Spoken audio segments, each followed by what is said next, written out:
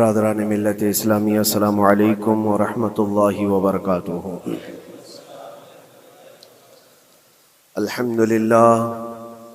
अल्हम्दुलिल्लाहिल हन्नानिल mannan अल्लज़ी खलक़ल इंसान व अल्लमहुल बयान वस्सलातु वस्सलामु अला रसूलिही सय्यिदिल इंसी वल जान व अला आलिही व अस्हाबिही ज़विल खैरि वल इहसान, अम्मा बअद।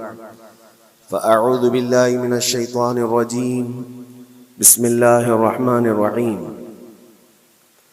इन्नल्लाह ला युग़य्यिरु मा बिक़ौमिन हत्ता युग़य्यिरू मा बिअन्फुसिहिम व इज़ा अरादल्लाहु बिक़ौमिन सूअन फ़ला मरद्द लहु।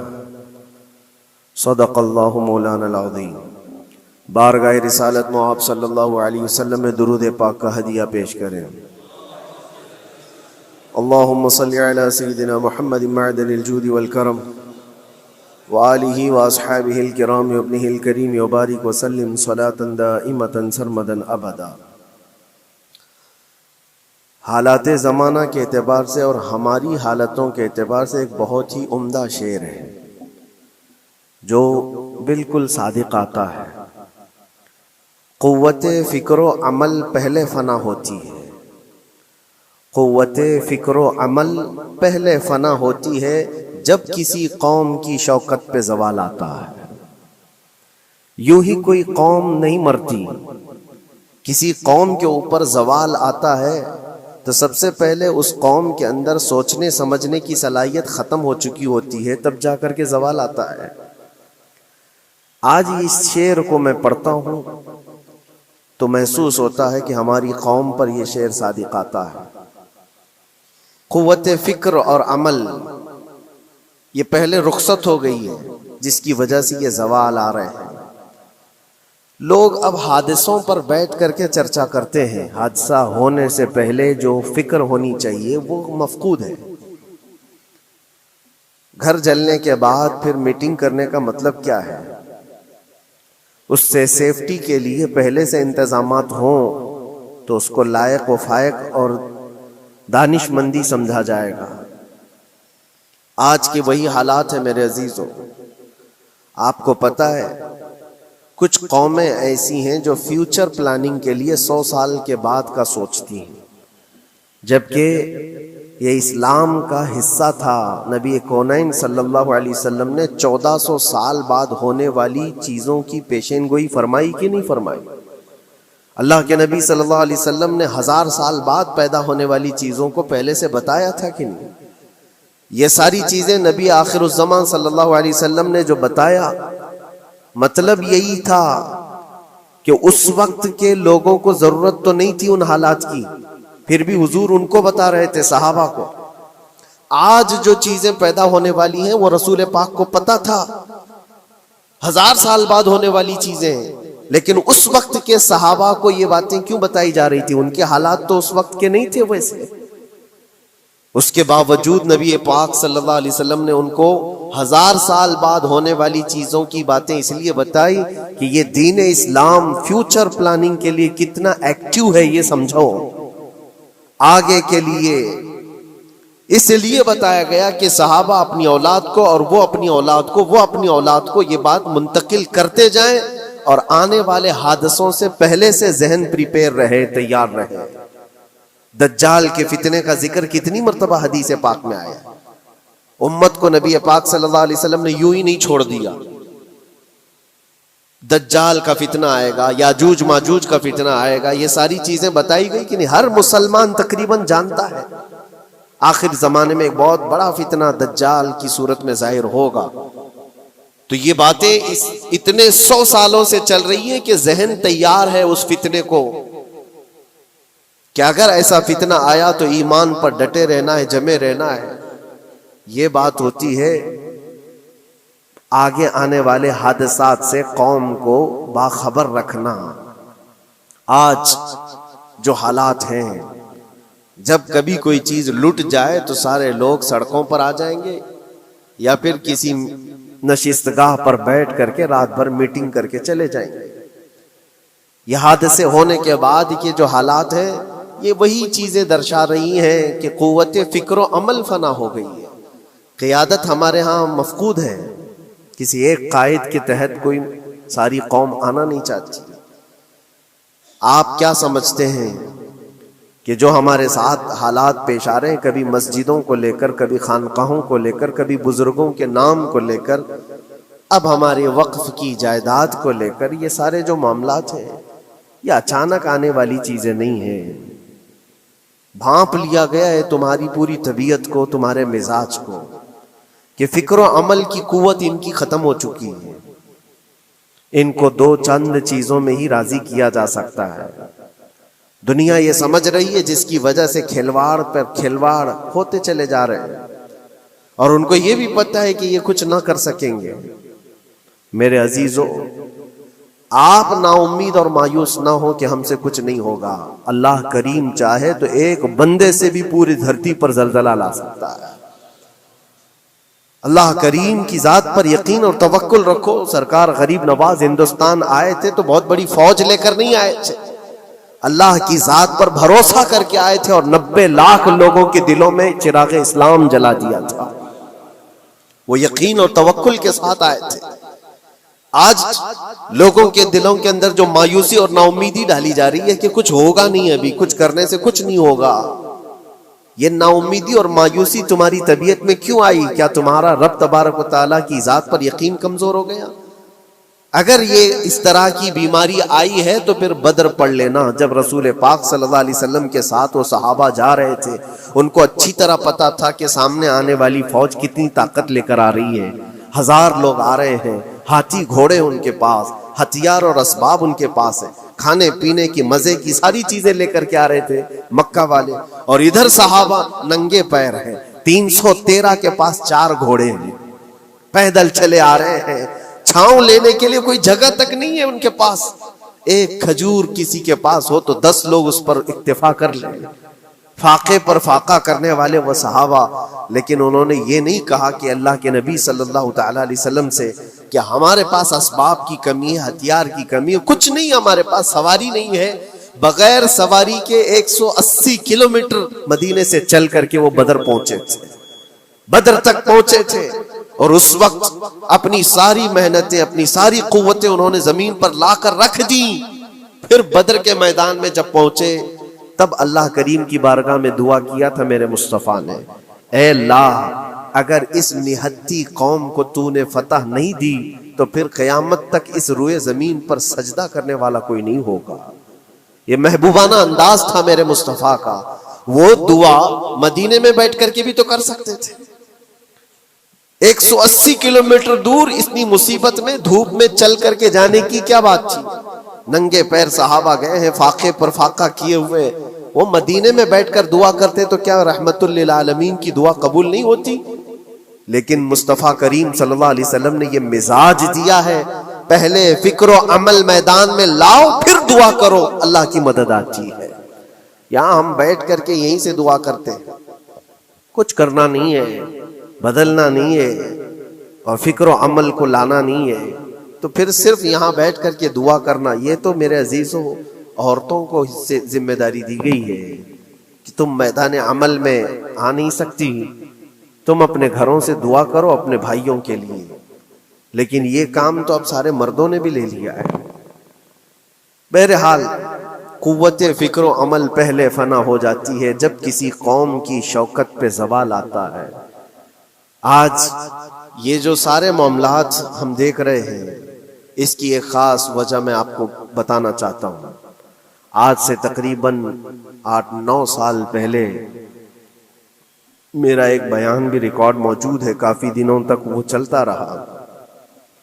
मेरी अपनी बात नहीं थी, सिराजुल उम्मा इमाम गजाली रहमतुल्लाह तआला अलैह उन्होंने लिखा था कि उम्मत पर अगर एक ऐसा वक्त आ जाए जब उनके सामने उनके नबी को गालियां दी जा रही हो और उम्मत कुछ न करे, तो फिर वो इंतजार करे कि अनकरीब वो वक्त भी उनके ऊपर आने वाला है जब उनकी माओ, बेटियों और सब इज्जतों को बाजार में नीलाम किया जाएगा और ये कुछ नहीं कर सकेंगे। वो दिन आ जाएंगे। बेसिक वजह वहां से शुरू हुई कि लोग अपने ऐश इशरत में कुछ कमी ना कर सके। बारगाह मुस्तफ़ा सल्लल्लाहु अलैहि वसल्लम की गुस्ताखियां खुलेआम होती रहीं और उस पर हम लोग जिस तरह के हालात देखते रहे। बहुत सारे लोग तो मुझको ये कहते थे, मुझसे ये कहते थे, क्या जरूरत है आपको बोलने की, हालात देख नहीं रहे आप? जालिमो, तुमको अगर कोई छोटी सी माँ की गाली दे दे तो तुम बिफर जाते हो और उसके ऊपर आसमान तोड़ने की बात करते हो। और हम अपने नबी पाक सल्लल्लाहु अलैहि वसल्लम से करोड़ों माओं से ज्यादा मोहब्बत करते हैं। उस रसूल पाक सल्लल्लाहु ताला अलैहि वसल्लम पर कोई भौंकता रहे और उसका जवाब न दो, तुम ये कहते हो मसलहत है, हालात ऐसे हैं ये, तो फिर अपना ये लिबास बदल लेना चाहिए, अपना नाम बदल देना चाहिए। फिर इस दायरा इस्लाम में रह कर के मतलब क्या है? इसीलिए इकबाल ने 100 साल पहले एक मिजाज दिया था, ईमान है क्या चीज, इस्लाम है क्या चीज। तुम क्या समझते हो दाढ़ी टोपी और जुब्बे कुब्बे का नाम इस्लाम है? इस्लाम क्या है? इकबाल ने कहा था कि बारगाह मुस्तफ़ा सल्लल्लाहु ताला अलैहि वसल्लम के कदमों तक अपने आप को पहुंचा दो, यही दीन है, यही दीन है। गर्भ न रसीदी तमाम अबू लहबीस, और अगर तुम वहां तक नहीं पहुंच सके तो जिंदगी अबू लहब की तरह। दीन ये है, आबरूए मां जनाम मुस्तफास्त, हम सब की इज्जत और आबरू हुजूर के नाम से जुड़ी हुई है, उनके नाम से जुड़ी हुई है हमारी इज्जत और आबरू। और तुम उस नाम की हिफाजत नहीं कर सकोगे तो आगे ये सब चीजें आने वाली हैं जो आ रही हैं। आज लोग आज वावेला मचा रहे हैं। ये बात याद रखना, शैतान कभी फजर की नमाज के लिए उठा नहीं सकता, और अगर उठा रहा है तो फिर उसका कोई मकसद है। शैतान और नमाज, आज सत्ता उनके पास है, ताकत उनके पास है, हुकूमत उनके पास है, डिपार्टमेंट उनके पास है, सब कुछ, जुडिशरी, हर चीज उनके पास हो, वो क्या कर रहे हैं उससे मुझे मतलब नहीं। मैं आपसे ये पूछना चाहता हूं, मुझे रहजनों से गरज नहीं, तेरी रहबरी का सवाल है। तुम खैर उम्मत हो, रसूल पाक की उम्मत में हो, तुम्हारी भूमिका जिसको कहा जाता है, तुम्हारी यहां पर जिंदगी के मामलात, ये बहुत ज्यादा अहमियत के हामिल हैं। तुम कैसे बन सकते हो आज? इसीलिए कुरान पाक की आयत मैंने शुरू में तिलावत की। रब्बुल जलाल फरमाता है, इन्नल्लाह ला युगय्यिरु मा बिकौमिन हत्ता युगय्यिरु मा बिअनफुसिहिम, बेशक अल्लाह ताला उस वक्त तक किसी कौम की हालत नहीं बदलता जब तक वो कौम खुद अपनी हालत बदलने की कोशिश नहीं करती। जब तक अपनी हालत बदलना नहीं चाहते उस वक्त तक अल्लाह तबारक व तआला नहीं बदलेगा। व इज़ा अरादल्लाहु बिकौमिन सूअन फला मरद्द ला, और अल्लाह ताला का ये जलाल भरा इरशाद तो सुनो, ये 13वें पारे की सूरह राअद की आयत है। अल्लाह करीम फरमाता है, और जब अल्लाह किसी कौम के साथ सख्ती का मामला करना चाहे, पकड़ करना चाहे, तो फिर कोई ताकत उसको टाल नहीं सकेगी। रब तबारक व तआला जब किसी कौम पर अजाब लाना चाहे तो कोई उसको टाल नहीं सकेगा।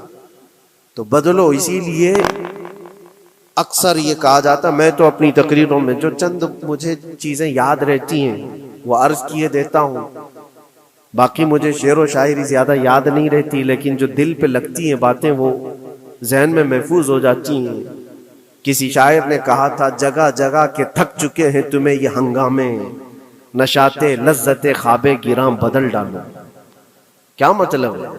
रोज एक एक हंगामा होता है, तुमको जगा रहा है, उठ जा ए मुसलमान, उठ जा। नशाते लज्जते ख्वाबे गिरां बदल डालो, लंबी नींद सोने की जो आदत पड़ी हुई है इस मजे को बदल डालो। गलत रवि से मनाजिल का बौद बढ़ता है, मुसाफिरों रविशे कारवां बदल डालो। शायर ने कहा है, इधर उधर की लय में चलते रहोगे तो मंजिल लंबी हो जाएगी। जिस रास्ते पर तुम्हें चलना है, अगर बार बार इधर उधर मुड़ते रहोगे, गलत रवि इसको कहते हैं, गलत चलने से मनाजिल का बोध बढ़ता है, मंजिल लंबी हो जाती है, जहां पहुंचना था वहां पहुंच ही नहीं पाओगे। इसीलिए शायर कहता है, मुसाफिरों रविशे कारवां बदल डालो, काफिले के चलने का जो तरीका है इसको बदल लो तुम। ये पूरी की पूरी बात हम पर फिट होती है। चलने का अंदाज बदल डालो है नौजवानों। जहां किसी के घर में आग लगी वो धुआं उठ रहा हो, और अगर कोई नौजवान अंदर बैठ करके ये कहता हो कि ये सावन का मौसम है या फिर ये आबरे रहमत है, तो उसकी सोच पर हम क्या कहें। जहां आज पूरी कौम कसम पुरसी के आलम में हो, उम्मत मोहम्मदिया के ये हालात आज देख रहे हैं, रोजाना देख रहे हैं। तुम शेयर तो करते हो, हर जगह शेयर करते हो, और सारे रील्स पर तुम जो देखते हो हंगामे रोज, सिर्फ हिंदुस्तान के नहीं पूरी दुनिया भर के फिलिस्तीन के मजलूम बच्चों की लाशें देखते हो और शेयर करके आगे बढ़ जाते हो। उनकी चीखें, उनके दाग के मलबे, उनका ढेर, उनके तबाह बर्बाद घर, एक एक कब्र में 80 लोगों की लाशें, ये सब क्या तुम नहीं देखते? शेयर करके आगे बढ़ जाते हो। यही तो हंगामे हैं जो तुम्हें दगा रहे हैं। जगह जगह के थक चुके हैं तुम्हें ये हंगामे खुद ही थक गए। ये उठता नहीं है, उठता नहीं है। एक दौर वो था 100 साल पहले का, जब यहां पर मौजूद अंग्रेज इस कौम को देखकर ये कहने पर मजबूर हो गया था, ये फाका कश मौत से डरता नहीं, जरा भूखों पर भूखा रहता है लेकिन मौत से डरता नहीं। रूह मोहम्मदी इसके बदन से निकाल दो, और रूह मोहम्मदी इनके बदन में थी। अंग्रेज थरथराते थे। इस कौम का कोई जवाब ही नहीं है।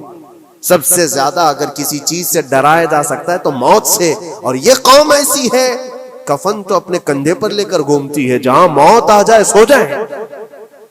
ये फाका कश मौत से डरता नहीं जरा। रूह मोहम्मदी इसके बदन से निकाल दो। ये किसकी बात थी? अंग्रेजों की बात थी। और आज हालात बदल गए। सारा का सारा जमाना तुम पर आज भूखे भेड़िया की तरह झपट पड़ा हुआ है। और इन हालात में मैं आपसे सवाल करता हूं, एक तरफ तेज आंधियां चल रही, एक तरफ घर के अंदर आग लगी हुई, एक तरफ भूख और प्यास की शिद्दत सता रही हो, एक तरफ तुम्हारे भाई बहनों की बीमारियां सता रही हो। जब इतने सारे मामलात हो तो ऐ नौजवानों बताओ तुम क्या करोगे उस वक्त? रात भर बैठकर गेम खेलोगे? क्या ये गेम खेलने का वक्त है? उस नौजवान पर क्या ये अफसोस नहीं होता कि उसके पूरी उम्मत के हालात ऐसे हैं कि बच्चों की चीखें निकल रही हैं और इसको पबजी से फुर्सत नहीं है, रील बनाने से फुर्सत नहीं है, ये मुजरे करता हुआ घूम रहा है। मस्जिदें वीरान क्यों है, खाली क्यों है? तुमने मस्जिदों को वीरान रखा तो मस्जिदें तबाह होने शुरू हो गई, दूसरों की नजर होने लग गई और इस पर लोगों की गलत नजरें पड़ने लग गई। आ जाओ ऐ मुसलमानों, मेरे मुस्तफ़ा करीम सल्लल्लाहु तआला अलैहि वसल्लम की हिदायत पर एक बात चैलेंज के साथ कहता हूं। तुम्हारा नाम अगर नबी पाक सल्लल्लाहु अलैहि वसल्लम के नाम से जुड़ा है तो ये चैलेंज के साथ मैं कहता हूं, इस रहती दुनिया में तुम्हें पूरी ताकतें मिलकर वो इज्जत नहीं दे सकती जो मेरे मुस्तफ़ा के कदमों की वाबस्तगी देगी। कोई तुम्हें इज्जत नहीं दे सकता। तुम्हें वहीं आना पड़ेगा, उसी पॉइंट पर आना पड़ेगा जहां पहुंच करके खालिद बिन वलीद ने इज्जत पाई थी।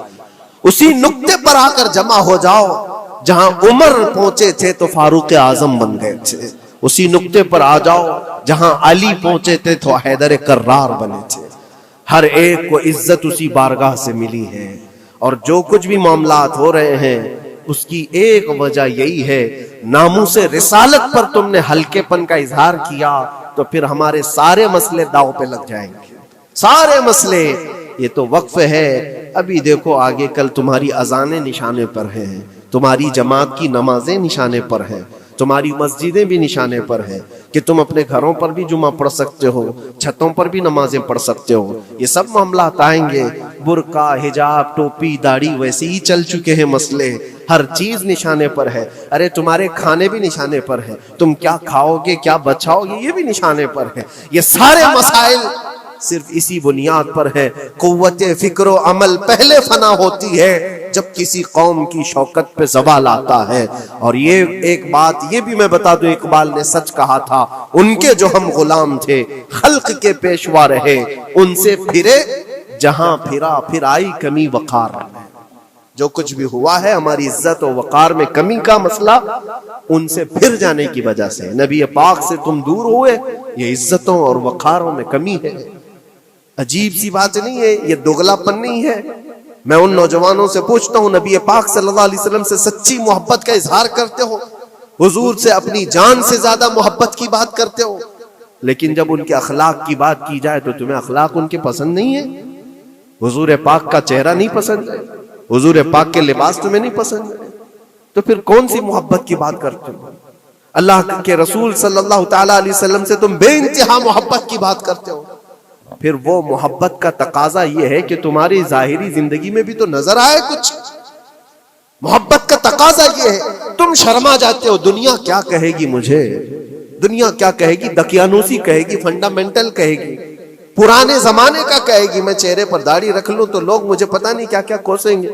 तुमने दुनिया के लिए अपने आप को बदल लिया, ये नहीं सोचा कि ये वही दुनिया है जो 4 दिन के बाद मेरी दोस्ती को लात मारेगी और 4 दिन के बाद मुझे कब्र में रख करके मनो मट्टी पर दबा देगी, और मुझे जाना तो है, फिर कब्र में मुंह दिखाना है तो उसी मुस्तफा को दिखाना। जहां ये नहीं पहुंच सकते वहां रसूल पाक होंगे। महशर के मैदान में जहां कोई सहारा नहीं होगा, उस वक्त रसूल पाक तुम्हारा हाथ पकड़ रहे होंगे और तुमने उनका ख्याल नहीं किया। आ जाओ उसी नुक्ते पर, उसी पॉइंट पर जहां हमारी कामयाबी मुज़मर है। मैं सिर्फ और सिर्फ अपने बयानों में यही चीज अर्ज करना चाहता हूँ, सिर्फ इतना चाहता हूँ, नौजवानों, जिसके नाम से तुम आबाद हो उस नाम के साथ सही मानों में जुड़ जाओ, क्योंकि कुरान का वादा है, वला तहिनु वला तहज़नु व अंतुमुल अअलौन इन कुंतुम मुमिनीन। घबराओ मत, परेशान मत हो, तुम सबसे ज्यादा बुलंद रहोगे। अगर अल्लाह ने फरमाया है तो ये 100% हक है। अल्लाह ने फरमाया है तुम सबसे ज्यादा बुलंद रहोगे, लेकिन आगे रब फरमाता है इन कुंतुम मुमिनीन, अगर तुम सच्चे ईमान वाले हो जाओ। और ईमान किसको कहते हैं? ला युमिनु अहदुकुम हत्ता अकूना अहब्बा इलैहि मिन वालिदिही व वलदिही वन नासी अजमईन। मेरे आका फरमाते हैं ईमान उस वक्त तक कंप्लीट नहीं होगा जब तक तुम अपने माँ बाप, औलाद और सारी दुनिया से ज्यादा मुझसे मोहब्बत न करो। ये है। और आखिर में मैं यही कहूंगा, हर मसले का हल, सारे तमाम इश्यूज का खुलासा, इलाज एक ही चीज में है कि मोहम्मद से वफा तूने, तो हम तेरे हैं, ये जहां चीज है क्या, लौहो कलम तेरे हैं। लोग इंतजार में हैं, बहुत सारे लोग ये पूछते भी हैं हमें क्या करना चाहिए, हमें क्या करना चाहिए। जुल्म पे जुल्म होता जा रहा है, जालिम अपने अंजाम पर जरूर पहुंचेंगे, क्योंकि कुरान में अल्लाह का वादा है, वसयअलमुल्लज़ीना ज़लमू अय्य मुनक़लिबिन यनक़लिबून। अनक़रीब जालिम ये देख लेगा कि अल्लाह उसको किस पलटी पर पलटाएगा, किस खाई में गिराएगा, उसे अंदाजा भी नहीं होगा, उसके बुने हुए जालों में वो खुद फंसेगा। जालिमों की एक लंबी तारीख है और उनको भी पढ़ना चाहिए जो आज जुल्म कर रहे हैं, लेकिन तुम्हारा किरदार क्या हो, इस सिलसिले में जो हमारे बच्चे या नौजवान सवाल करते हैं क्या करना चाहिए। पहले सबसे पहली चीज मैं ये कहता हूँ, जितना खो चुके, जितने जा चुके और जो जो अब बर्बाद हुआ है, इस चीज पर मंथन करना, इस चीज पर बैठकर मीटिंग करना, उससे पहले मैं चाहता हूं कि आगे होने वाले नुकसानात से पहले अपने आप को बदल लो। आगे जो बड़े हादसात आने वाले हैं, आगे जो बड़ी आंधियां आने वाली हैं, उससे पहले अपने दरवाजे ठीक कर लो, अपनी जिंदगियां सुधार लो। जो हो गया अभी, ये नुकसान तो बहुत बड़ा नुकसान है उम्मत का। जो कुछ भी हुआ है, मस्जिदें, माबदें, खानकाहें, मज़ारात, औलिया की जात, बुजुर्गों के नाम, कुरान, इस्लाम, दीन, ये सारी चीजों पर जो जो हमले हुए, लेकिन आगे चल करके तुम्हारे वजूद पर सवाल होगा, तुम्हारी नस्लों पर सवाल होगा, तुम्हारे इल्मे दीन पर सवाल, तुम्हारी मेहराब पर, तुम्हारे मिंबर पर। कल को देखना ये आजादी भी खत्म कर ली जाएगी, मिंबर से कोई खुले आम बोल भी नहीं सकेगा। ये आज जो हम बयान कर रहे हैं, आगे चल करके देखना ये आवाजें भी बंद कर दी जाएंगी, ये खुले आम कोई मौलवी बोल ना सके, जो हम चाहें वही बोले। मेरे अजीजों, उस वक्त के उन हादिसों से बचने के लिए मैं कहता हूं अभी अपने आप को बदल लो, मुसाफिरों रविशे कारवां बदल डालो। उठो वगरना हश्र न होगा फिर कभी, दौड़ो के जमाना चाल अपनी चल गया। अल्लाह करीम हम सब की कुव्वत फिक्र अमल फिर से अता फरमाए। रब तबारक व तआला हमारे इत्तेहाद और इत्तेफाक नसीब फरमाए। रब तबारक व तआला दामने मुस्तफ़ा में सारे मुसलमानों को जमा होने की तौफीक अता फरमाए। गुंबद खजरा की छाँव में मौला हमें इज्जत व वक़ार अता फरमाए। रब तबारक व तआला जालिमों को जल्द उनके ठिकाने पर पहुंचा दे। ए करीम खुदा रहमान रहीम, मौला हमारे शायर इस्लाम के साथ जो कुछ भी हो रहा है गैब से तू मौला मदद के असबाब पैदा फरमा दे। हमारे दरमियान मौला क़ियादत और सच्ची क़ियादत अता फरमा। ए करीम खुदा रहमान रहीम, खुसूसन तेरे दरबार में इल्तिजा है मौला, फ़िलिस्तीन के निहत्ते मजलूमों की गैब से मदद फरमा। जिब्राईल अमीन की ताईद उन्हें अता फरमा। रहमत के फरिश्तों से उनकी मदद फरमा। मौला पूरा शहर राख के ढेर पर है। ए करीम खुदा खुशियां देखे उन्हें जमाना बीत गया। मौला उनके घरों में खुशियां अता फरमा। ए अल्लाह उन बिलखती हुई माओं को, उनकी जो गोदे उजाड़ दी गई हैं, उनके घर जो बर्बाद किए गए हैं, उनके शहीदों को कबूल फरमा। उनके जख्मों को मौला तू शिफा अता फरमा। ए करीम खुदा खुसूसियत के साथ उनके, हमारे और तेरे दुश्मनों को हिलाको बर्बाद फरमा दे। उनकी जमीन उनके लिए तंग फरमा दे। रब्बना व आतिना मा वअदतना अला रसूलिका वला तुखज़िना यौमल क़ियामा इन्नका ला तुख़लिफ़ुल मिआद बिरहमतिका या अरहमर राहिमीन। व आखिरु दावाना अनिल हम्दुलिल्लाहि रब्बिल आलमीन।